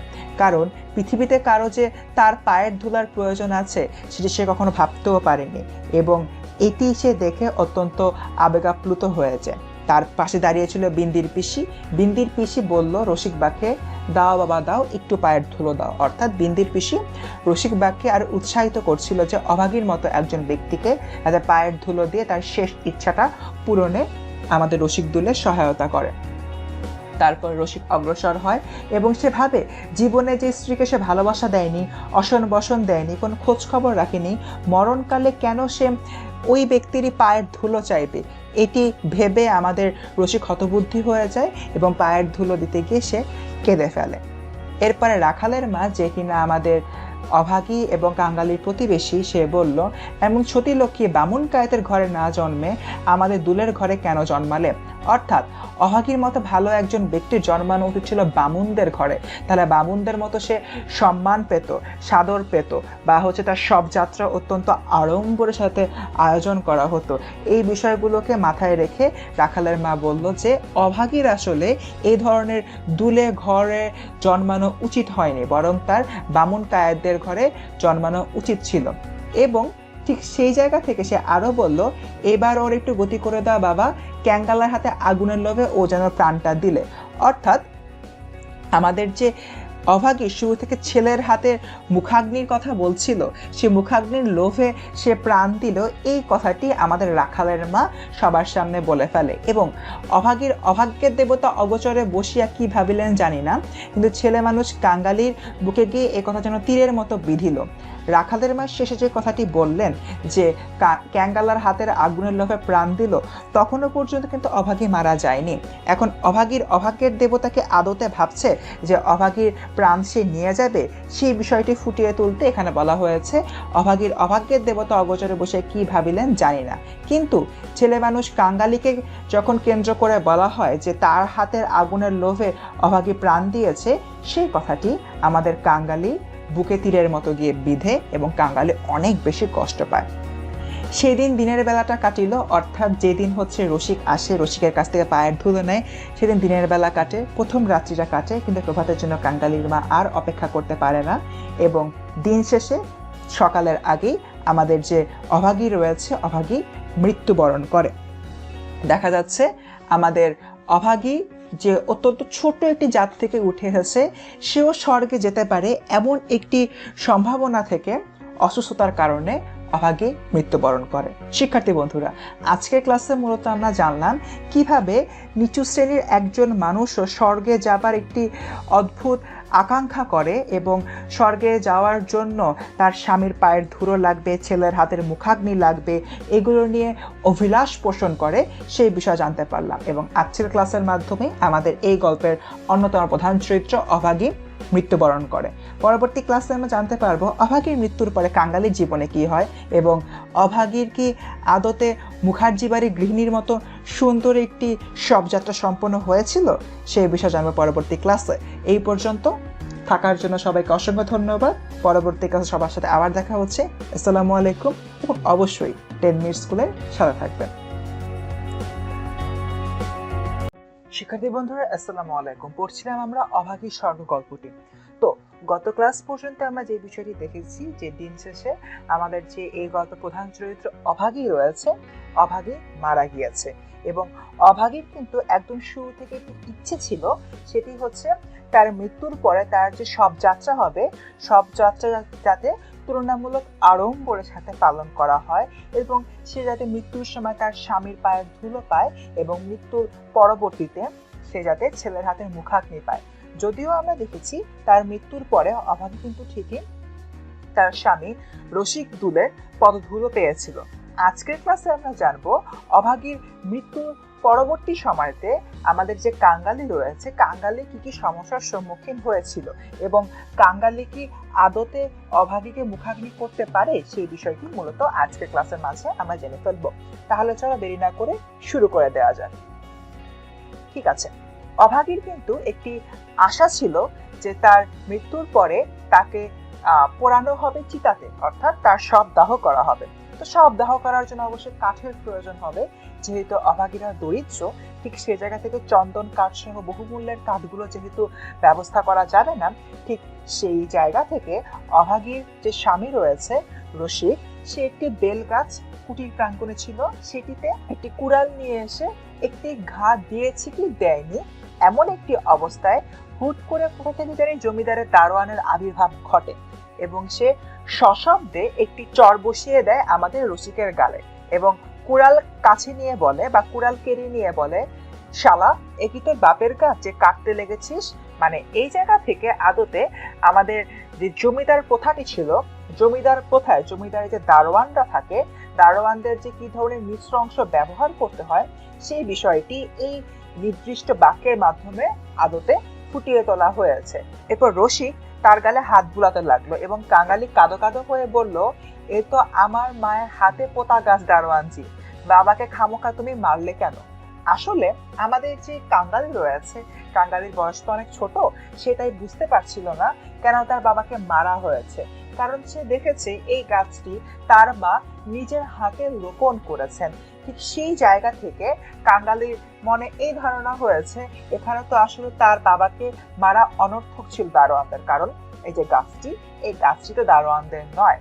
এরপরে হিন্দুস্তানি দারোয়ান তাহাকে একটি অশ্রাব্য গালি দিয়ে মারিতে গেল। অর্থাৎ এই যে দারোয়ানটি ছিল, দারোয়ানটি হিন্দুস্তানি বা ভারতবর্ষ থেকে এসেছেন বা হিন্দু, সে হচ্ছে তাকে অশ্রাব্যটি গালি দিল। কিন্তু যেহেতু কাঙ্গালি তার মায়ের মৃতদেহকে স্পর্শ করে এসেছে, তাই অশৌচের ভয়ে তার গায়ে হাত দিল না। এই জায়গা থেকে তদানীন্তন সময় সমাজের একটি কুসংস্কারের দিক আমরা বুঝতে পারি যে তদানীন্তন সময় যদি কেউ মারা যেত এবং সে মৃত ব্যক্তিকে যে স্পর্শ করত, ওই ব্যক্তিকে অন্য কোনো ব্যক্তি স্পর্শ করত না। তার কারণ ছিল তারা মনে করত যে ব্যক্তি মৃত ব্যক্তিকে স্পর্শ করে এসেছে সে অপবিত্র হয়ে গিয়েছে। এই ধারণা তদানীন্তন সময় বিদ্যমান ছিল সমাজে। এরপরে আমরা দেখি হাঁকাহাঁকিতে একটি ভিড় জমিয়া উঠিল, কেহই অস্বীকার করিল না যে বিনা অনুমতিতে রসিকের গাছ কাটিতে যাওয়া ভালো হয়নি। অর্থাৎ ঠিক ওখানে যখন কাঙ্গালি, হিন্দুস্তানি দারোয়ান এবং কাঙ্গালির বাবা রসিক দুলের মাঝে বাক বিতণ্ডা হচ্ছিল, সেখানে মোটামুটি চেঁচামেচির কারণে একটি ভিড় জমে ওঠে এবং গ্রামের অন্যান্য যে ব্যক্তিরা যারা অভাগীদের প্রতিবেশী ছিল, তারা কেউই অস্বীকার করলো না যে বিনা অনুমতিতে রসিকের গাছ কাটাটা ঠিক হয়নি। কিন্তু তার পাশাপাশি তারা আবার দারোয়ানজির হাত পায়ে পড়তে লাগলো এবং অনুগ্রহ করে বলল তিনি যদি একটি হুকুম দেন, কারণ অসুখের সময় যারাই কাঙ্গালির মাকে দেখতে এসেছিল তারা সবাই শুনেছে কাঙ্গালির মায়ের শেষ যে অভিলাষটি, সে সবার শেষে চেয়েছিল যাতে তাকে চিতায় পোড়ানো হয়, কাঙ্গালি তার মুখাগ্নি করে। এরপরে দেখতে পাই আমরা জমিদার স্থানীয় লোক নহেন, গ্রামে তাহার একটি কাছারির ঘর আছে।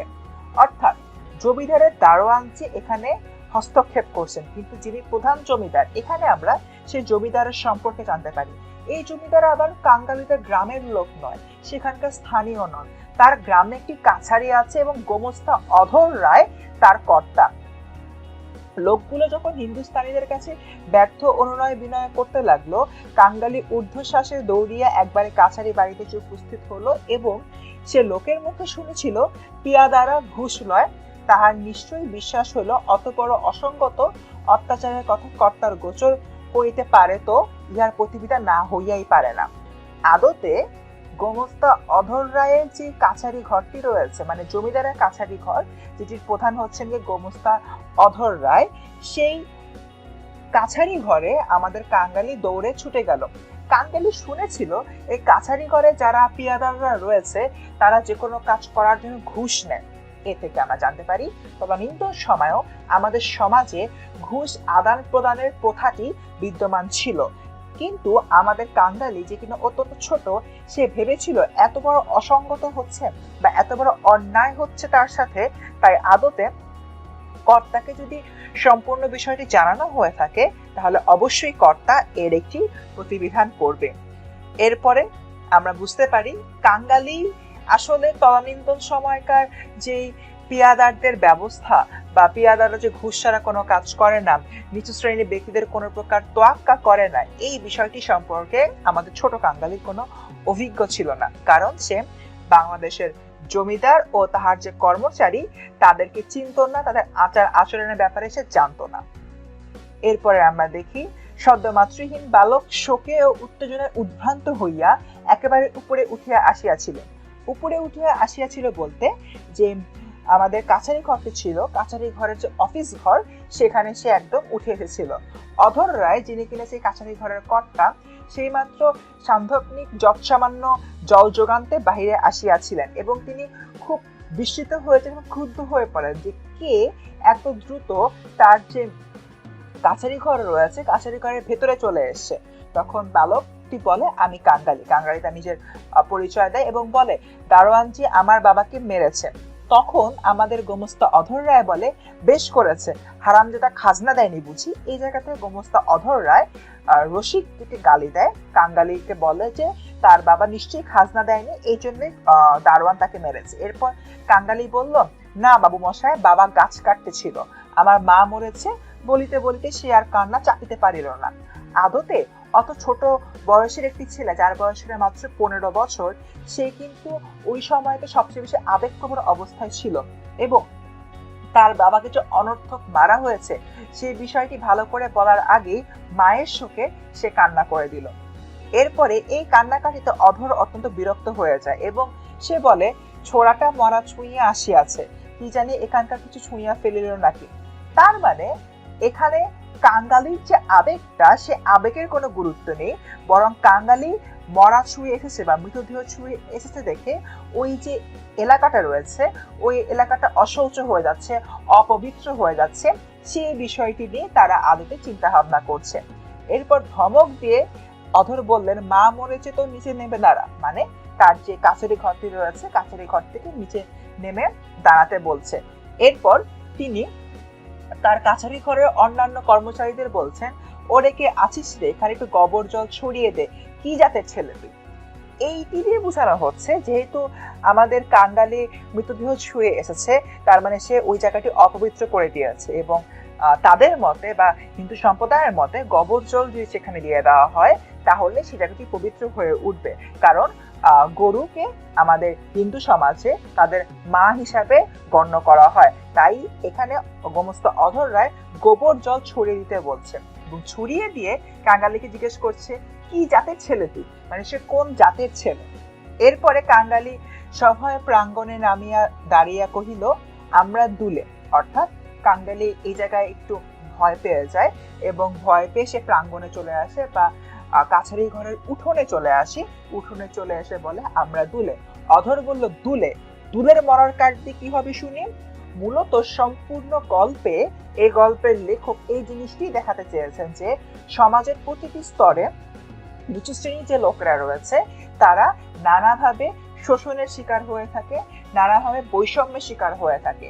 একজন দূরের সম্প্রদায়ের এক ব্যক্তি মারা গিয়েছে, দূরের সম্প্রদায়ের এক ব্যক্তি মারা যাওয়া সত্ত্বেও হিন্দু ধর্মে যদিও দেওয়া আছে যে যেখানে যদি কেউ মারা যায় তাকে চিতায় আগুন দিয়ে পোড়ানো হয় বা শবদাহ করা হবে, কিন্তু সে যেহেতু নিচু জাতের একজন ব্যক্তি, তার জন্য তার মরার কাঠ বা যে মৃতদেহের জন্য কাঠের প্রয়োজন হয় বা মৃতদেহকে পোড়ানোর জন্য সে কাঠটুকু তাদেরকে দেওয়া হবে না, কারণ সে নিচু জাতের। এরপরে কাঙ্গালি বলল, মা যে আমাকে আগুন দিতে বলে গিয়েছে। এখানে কাঙ্গালির সম্পূর্ণরূপে অনভিজ্ঞতা প্রকাশ পেয়েছে, কারণ সে সমাজের এই ধরনের কুটিলতা সম্পর্কে জানতো না। এবং মা তাকে বলেছে যে তাকে একটা আগুন দেওয়া হয় কারণ ছেলের হাতের আগুন পেলে সে স্বর্গে যাবে। সে অভিলাষ, মায়ের সে অভিলাষ পূর্ণ করার জন্য কাঙ্গালি এখন দাঁড়ে দাঁড়িয়ে ঘুরছে। এরপরে তুমি জিজ্ঞেস করো না বাবু মশাই, মা যে সবাইকে বলে গেছে। কাঙ্গালি বুঝতে পারছে না কিভাবে সে গোমস্তা অধর রায়কে মানাবে, তাই গোমস্তা অধর রায়কে বলছে, গ্রামের সকলেই সাক্ষী, গ্রামের সকলকে তুমি জিজ্ঞেস করো, তাহলে তুমি জানতে পারবে আমার মা যাবার আগে এই কথাটি বলে গিয়েছেন। এরপরে মায়ের কথা বলতে বলতে মায়ের সমস্ত অনুরোধ হচ্ছে আমাদের কাঙ্গালির মনে চলে আসে এবং কাঙ্গালি তখন তীব্র কান্না পেতে থাকে, কিন্তু আদতে কাঙ্গালি মুখ ফুটে কাঁদতে পারে না। এরপরে আমরা দেখি অধর কহিলেন, মাকে পোড়াবিত গাছের দাম 5 টাকা আনগে পারবি। অর্থাৎ এখানে গাছের মূল্য হিসেবে, যে গাছটি কিনা কাঙ্গালিদের নিজেদেরই, সেটির মূল্য হিসাবে অধর বলছেন 5 টাকা দিতে। কিন্তু আমাদের যে কাঙ্গালির যে আর্থিক অবস্থা, সে আর্থিক অবস্থা কিন্তু 5 টাকা দেওয়ার মতো অবস্থায় নেই, কারণ কাঙ্গালি জানতো সেটি দেওয়া অসম্ভব। তাহার উত্তরীয় কিনিবার মূল্য স্বরূপ তাহার ভাত খাইবার পিতলের কাঠিটি বিন্দির পিসি 1 টাকায় বাধা দিতে গিয়াছে, সে চোখে দেখিয়া আসিয়া আছে, সে ঘাড় নাড়িল, বলিল না। এর আগে যখন কাঙ্গালির মায়ের জন্য ঔষধ কেনার প্রয়োজন হয়েছিল, কাঙ্গালি তার যে ভাত খাবার পিতলের কাঁসাটা ছিল বা থালাটি ছিল, যে বিন্দির পিসির কাছে 1 টাকা দিয়ে বন্ধক রেখেছিল।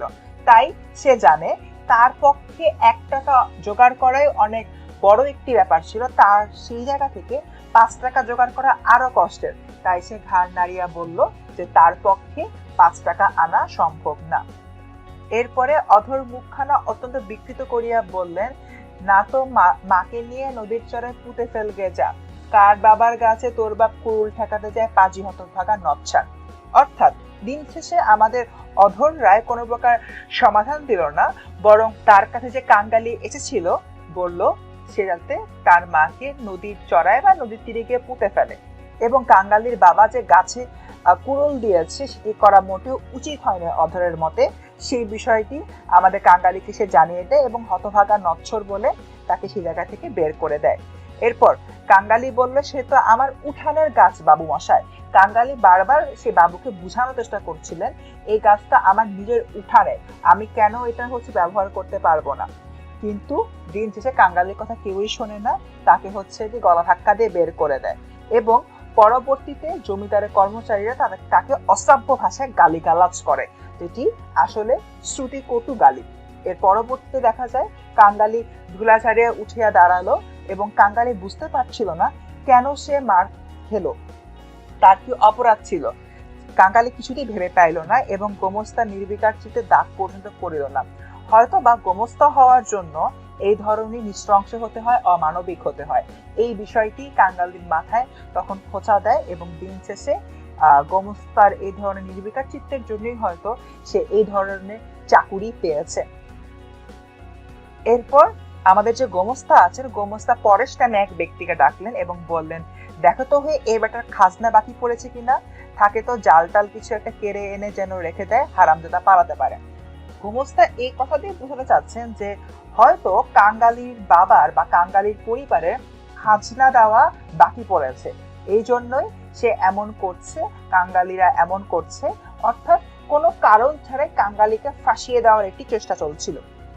তাই ফাঁসানোর জন্য আমাদের যে গোমস্তা অধর রায় আছে বলছে জাল টাল কিছু একটা কেড়ে এনে, অর্থাৎ কাঙ্গালিদের বাসায় যদি মাছ ধরার জাল থাকে তাহলে সেটি কেড়ে এনে যেন রেখে দেয়, যাতে তারা না পালিয়ে যেতে পারে। অর্থাৎ শিক্ষার্থী বন্ধুরা, আজকের ক্লাসে মূলত আমরা এটি জানলাম, মায়ের মৃত্যুর পর কাঙ্গালি সম্পূর্ণ নিষ্ঠুর একটি পৃথিবী যখন সম্মুখীন হয় তখন তার কি কি বিষয় দেখতে হয়, এবং দিন শেষে সে এটিও বুঝতে পারলো যে আমাদের যে তৎকালীন সময় জমিদার প্রথা ছিল এবং জমিদার যে কর্মচারীরা ছিল তারা কতটি নৃশংস এবং অমানবিক। মূলত পুরো গল্প জুড়ে এটিই দেখানো হয়েছে তদানীন্তন সময়ে জমিদাররা কিভাবে নিচু শ্রেণীর মানুষদের শোষণ করত এবং তাদের সুবিধা অসুবিধা কিছুই দেখতো না।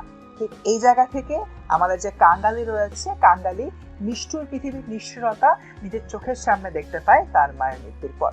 শিক্ষার্থী বন্ধুরা, আজকের মতো ক্লাসটি এখানেই শেষ করছি। দেখা হচ্ছে পরবর্তী ক্লাসে, এবং পরবর্তী ক্লাসে আমরা এই রহস্য ভেদ করতে পারবো আদতে অভাগীর মুখাগ্নি আমাদের কাঙ্গালি করতে পেরেছিল কিনা। সেই পর্যন্ত সবাই ভালো থাকবেন। আসসালামু আলাইকুম, এবং দেখা হচ্ছে পরবর্তী ক্লাসে, এবং অবশ্যই 10 মিনিট স্কুলের সাথে থাকবেন। আসসালামু আলাইকুম শিক্ষার্থী বন্ধুরা, আমরা পড়ছিলাম অভাগী স্বর্গ গল্পটি, এবং আজকের ক্লাসের মাধ্যমে আমাদের এই অভাগী স্বর্গ গল্পটি সম্পূর্ণরূপে শেষ হয়ে যাবে। তাহলে চলো দেরি না করে শুরু করে দেওয়া যাক। আমরা গত ক্লাসে দেখেছি যে আদতে আমাদের অভাগীর যে ছেলে রয়েছে কাঙ্গালি, নিচু জাত হওয়ার জন্য তার মায়ের সব দাহ করতে গিয়ে সে নানাবিধ সমস্যার সম্মুখীন হয় এবং বিভিন্ন জায়গা থেকে সে সামাজিক বৈষম্যের শিকার হয়, কারণ সে হচ্ছে দুলের জাত বা হিন্দু সম্প্রদায়ের একটি অত্যন্ত নিচু জাত। ঠিক সেই জায়গা থেকে গত ক্লাসটি শেষ হয়েছিল এবং সেখান থেকে আজকের ক্লাসটি শুরু হচ্ছে। কাঙ্গালি যখন সম্পূর্ণরূপে ব্যর্থ হয় কাছারির ঘর থেকে একটি গাছ জোগাড় করতে, কিংবা তার যে উঠোনের গাছটি ছিল সেই গাছটি কাটার অনুমতি পেতে যখন ব্যর্থ হয়, তখন কাঙ্গালির মনে হয় যে মুখার্জি বাড়িতে এখনো শ্রাদ্ধের অনুষ্ঠান চলছে। ঠিক সেই জায়গা থেকে সে দ্রুত মুখার্জি বাড়িতে আসে, এবং মুখার্জি বাড়িতে এসে সে আশেপাশের কারোর কাছ থেকে গাছ পেতে পায় কিনা সেই বিষয়টির অভিলাষ ব্যক্ত করে। এবং এদিকে মুখার্জি বাড়িতে শ্রাদ্ধের আর একটি মাত্র দিন বাকি রয়েছে, অর্থাৎ সব দাহ করার পরে তারা আরো অনুষ্ঠান করছে, এবং সেই অনুষ্ঠানের আর মাত্র একটি দিন বাকি আছে। ঠিক এমনই একটি পর্যায়ে কাঙ্গালি তাদের উঠানে এসে দাঁড়ায় এবং মুখার্জিকে বলে, জনাব মুখার্জিকে বলে যে ঠাকুর মশাই, আমার মা মারা গিয়েছে। ইতিমধ্যে কাছারির ঘটনাটি চারদিকে ছড়িয়ে পড়ে এবং ঠাকুর মশাই তথা মুখার্জি আলোতে বুঝতে পারছিল না কেন কাঙ্গালির মা মারা গিয়েছে, সেই বিষয়টি তাকে জানানো হচ্ছে। কাছারির বিষয়টি যেহেতু ইতিমধ্যে চারদিকে ছড়িয়ে গিয়েছে, তাই আশপাশ থেকে একজন বলল যে হয়তো কাঙ্গালি একটি গাছ চাইতে এসেছে। ঠিক এই জায়গা থেকে আমাদের মুখার্জি বিস্মিত হয়ে যায় এবং বিরক্ত হয়। সে বলে, এ কেমন আবদার, আমার তো নিজেরই অনেক গাছ প্রয়োজন, এখন আমি তোমাকে কিভাবে গাছ দিব, তাড়াতাড়ি এখান থেকে দূর হও। এ বলে সে এখান থেকে অন্য জায়গায় চলে যায়, অর্থাৎ মুখার্জি অন্য একটি কাজে চলে যায়। অর্থাৎ এই জায়গা থেকে আমরা বুঝতে পারি, যেহেতু কাঙ্গালিরা প্রথমত একটি নিচু জাত এবং দ্বিতীয়ত তাদের সেই ধরনের আর্থিক ভাবে স্বাবলম্বী নয়, ঠিক সেই জায়গা থেকে কাঙ্গালি তার মায়ের জন্য কোনো জায়গা থেকে কাঠের ব্যবস্থা করতে পারে না। এবং ওই মুখার্জি বাড়িতে আরো একজন ব্যক্তি আছেন, ভট্টাচার্য। ভট্টাচার্য মহাশয় দূরে বসে ওই মুখার্জি বাড়ির শ্রাদ্ধের অনুষ্ঠান নিয়ে ফর্দ তৈরি করছিলেন, এবং তিনি তখন ফর্দ তৈরি করতে করতে কাঙ্গালিকে বলেন, তোদের যেতে কে কবে আবার পোড়ায় রে। অর্থাৎ কাঙ্গালি যে নিচু জাত সেই বিষয়টি ভট্টাচার্য মশাই চোখে আঙ্গুল দিয়ে কাঙ্গালিকে বুঝিয়ে দেয়, এবং পরবর্তীতে সে একটি উপায় বলে দেয় এবং বলে দেয় যে মুখে একটি নুরো জেলে দিয়ে নদীর চড়ায় মাটি দেগে। অর্থাৎ নুরো বলতে এখানে খড় বোঝানো হচ্ছে। কাঙ্গালির যে মা মারা গিয়েছে তাকে নদীর তীরে গিয়ে মাটিতে পুঁতে ফেলতে বলা হচ্ছে এবং তার মুখে খড় দিয়ে আগুন দিতে বলা হচ্ছে, অর্থাৎ কোন রকমের অন্ত্যেষ্টিক্রিয়ার প্রক্রিয়াটি সম্পন্ন করতে বলা হচ্ছে। এই জায়গা থেকে হুট করে দেখা যাচ্ছে যে আমাদের গল্পের মাঝে আরো একটি চরিত্রের আবির্ভাব ঘটে, এবং তিনি হচ্ছে মুখোপাধ্যায় মহাশয়ের, অর্থাৎ মুখার্জি মহাশয়ের বড় ছেলে।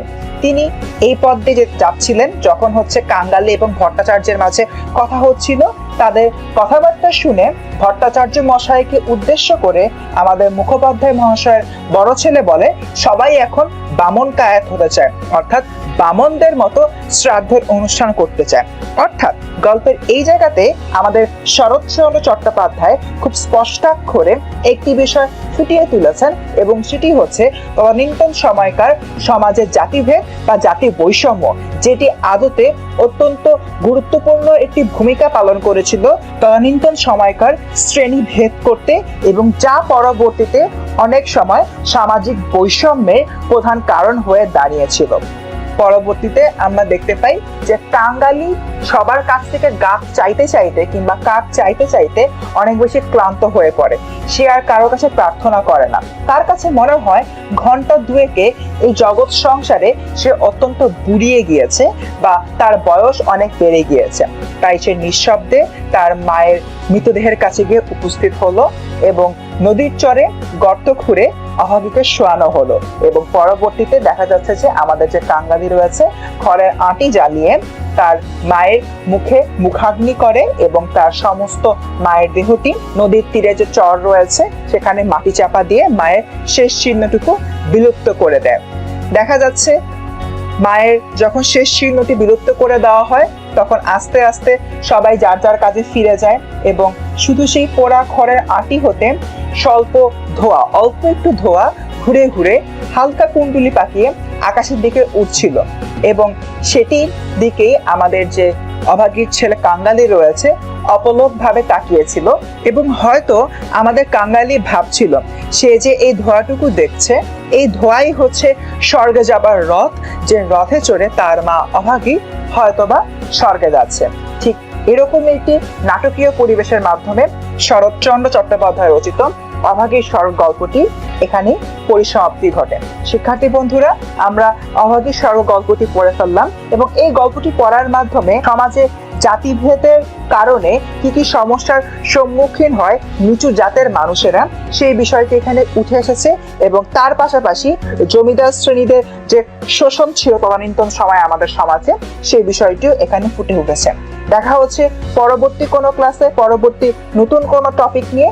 সেই পর্যন্ত সবাই ভালো থাকবেন। আসসালামু আলাইকুম, এবং অবশ্যই 10 মিনিট স্কুলের সাথে থাকবেন।